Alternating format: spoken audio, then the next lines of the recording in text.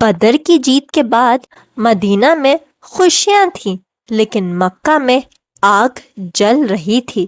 قریش کے دل بدلے سے بھر چکے تھے، ان کے سردار مارے جا چکے تھے، ان کی عزت مٹی میں مل چکی تھی، اور اب وہ واپس آ رہے تھے، صرف جنگ کے لیے نہیں، بدلہ لینے کے لیے۔ قریش نے فیصلہ کر لیا تھا کہ اس بار جنگ چھوٹی نہیں ہوگی، اس بار وہ پوری طاقت کے ساتھ آئیں گے۔ انہوں نے بہت بڑی آرمی تیار کی، 3000 سپاہی، 200 گھوڑے اور 700 زرہ۔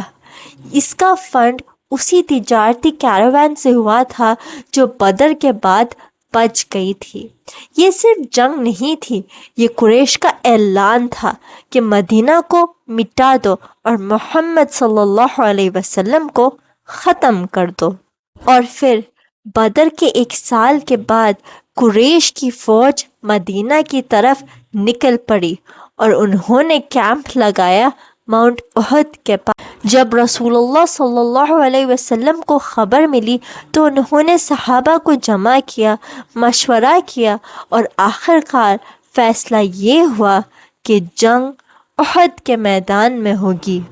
رسول اللہ صلی اللہ علیہ وسلم 1000 صحابی کے ساتھ نکلے، لیکن راستے میں ایک منافق نے اپنے رنگ دکھا دیا۔ اس کا نام تھا عبداللہ ابن ابی۔ وہ اپنے ساتھ 300 لوگوں کو لے کر بھاگ گیا۔ اب مسلم آرمی بچ گئی تھی صرف 700 لوگ، اور سامنے تھی 3000 کی فوج۔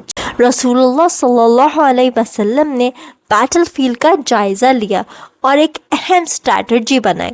انہوں نے 50 تیر اندازوں کو ایک چھوٹی سی پہاڑی پہ کھڑا کر دیا جس کا نام تھا جبل الرمح، اور ان کے لیڈر تھے عبداللہ ابن جبیر رضی اللہ عنہ۔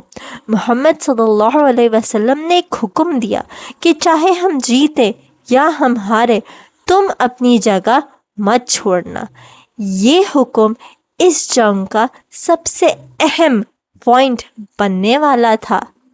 جنگ شروع ہوئی اور شروعات میں مسلم واریئرز نے زبردست حملہ کیا۔ قریش کے فلیگ بیررز ایک ایک کر کے گھرنے لگے۔ یہ دیکھ کر قریش کے دل ہلنے لگے۔ پھر مسلم آرمی نے ایک جنرل آفینسو شروع کیا۔ قریش کی صفیں ٹوٹ گئیں، ان کی فوج ادھر ادھر بھاگنے لگی۔ لگ رہا تھا کہ جیت ہو چکی ہے۔ اور پھر ایک ایسا منظر آیا جو تاریخ میں ہمیشہ یاد رکھا جائے گا۔ حمزہ ابن عبد المطلب رضی اللہ عنہ، رسول اللہ صلی اللہ علیہ وسلم کے چاچا، جنہیں اسد اللہ دی لائن آف اللہ کہا جاتا تھا، وہ اس جنگ میں شیر کی طرح لڑ رہے تھے، اور ایک غلام کونے میں چھپ کے کھڑا تھا۔ وحشی، اسے ہند نے بھیجا تھا حمزہ رضی اللہ عنہ کو مارنے کے لیے۔ اس نے نیزہ اٹھایا اور پھینکا، اور وہ سیدھا جا کے لگا حمزہ رضی اللہ عنہ کو، اور اسد اللہ دی لائن آف اللہ اس جنگ میں شہید ہو گئے۔ جب مسلمان قریش کے کیمپس میں داخل ہوئے، انہیں مال غنیمت نظر آئے۔ یہ دیکھ کر پہاڑ پہ کھڑے تیر انداز سوچ رہے تھے کہ شاید جنگ ختم ہو چکی ہے۔ وہ اپنی جگہ چھوڑ کے نیچے اترنے لگے۔ تبھی ان کے لیڈر عبداللہ ابن جبیر رضی اللہ عنہ چیخ چیخ کے کہہ رہے تھے کہ رسول اللہ کا حکم یاد کرو، رسول اللہ کا حکم یاد کرو، لیکن کسی نے ان کی بات نہیں سنی سوائے 10 تیر اندازوں کے۔ اس وقت قریش کی کیولری کے لیڈر ایک بہت تیز دماغ کمانڈر تھے، خالد ابن ولید۔ اس وقت وہ ابھی مسلمان نہیں بنے تھے۔ انہوں نے دیکھا کہ پہاڑی آلموسٹ خالی ہو چکی تھی، تو انہوں نے اپنی کیولری کے ساتھ پیچھے سے اٹیک کر دیا، اور پہاڑی پہ کھڑے 10 تیر انداز سب شہید ہو گئے۔ پھر قریش نے پیچھے سے مسلم آرمی پہ حملہ کر دیا۔ اب مسلم آرمی دو طرف سے گھر چکی تھی، صفیں ٹوٹ گئی، لوگ گھبرا گئے اور اسی افراتفری میں ایک خوفناک افواہ پھیلنے لگی کہ رسول اللہ صلی اللہ علیہ وسلم شہید ہو گئے۔ یہ سن کر کئی صحابہ کا حوصلہ ٹوٹ گیا، بہت سے لوگ بیٹل فیلڈ چھوڑ کے بھاگنے لگے، مگر سچ کیا تھا؟